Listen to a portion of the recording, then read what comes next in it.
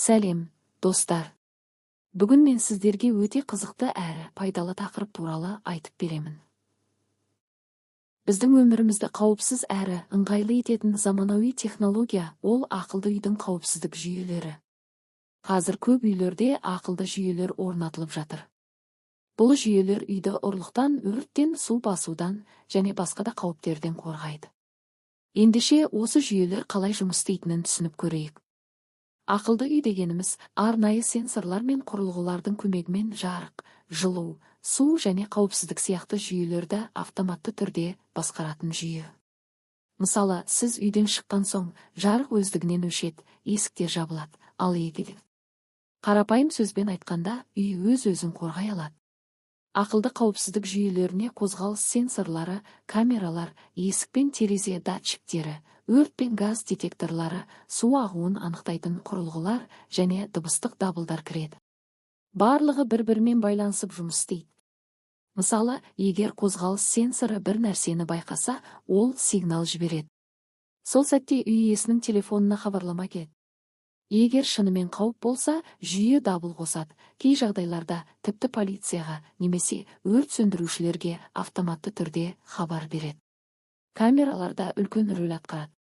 Қазіргі замандағы камералар тек бейнені түсіріп қоймай, адамның бет әлпетін таниды, қозғалысты анықтайды және жазбаларды бұлтқа сақтайды. Мысалы, үйге бөтен адам кірсе, камера оны бірден байқап, сізге ескерту жібереді. Бұл жасанды интеллект технологиясының арқасында іске асады. Ақылды құлыптар да ерекше. Енді үйге кіру үшін кілт қажет емес, бәрі карта, саусақ ізі немесе телефон арқылы ашылады. Мысалы, сіз үйге жақындаған кезде жүйе сізді таниды да, есік автоматты түрде ашылады. Бұл ыңғайлы әрі қауіпсіз. Тағы бір маңызды жүйе өрт пен газ детекторлары. Егер ас үйде түтін немесе газ байқалса, жүйе бірден дыбыстық дабыл береді және қажет болса газды автоматты түрде жабады. Кейбір үйлерде бұл жүйе су бүркіп өрттің таралуын да тоқтата алады. Сондай-ақ су ағып жатқанын анықтайтын сенсорлар бар. Егер құбыр жарылып су ағатын болса, жүйе оны анықтап суды бірден тоқтатады. Осылайша ақылды жүйе үйді тек ұрлықтан емес, табиғи апаттардан да қорғай алады. Барлық бұл құрылғылар интернет арқылы біріктірілген. Мұны заттар интернеті немесе Internet of Things деп атайды. Яғни, сіз үйдің барлық жағдайын телефон арқылы бақылай аласыз. Мысалы, жұмыста отырсаңызда камералардан не болып жатқанын көре аласыз, немесе жарықты қашықтан өшіре аласыз. Мұндай жүйелердің артықшылықтары көп, қауіпсіздік жоғары, энергия үнемделеді, уақытыңыз да босқа кетпейді. Бірақ кейбір кемшіліктері бар. Мысалы, интернет өшіп қалса, жүйе уақытша істемей қалуы мүмкін. Немесе хакерлерден қорғау керек.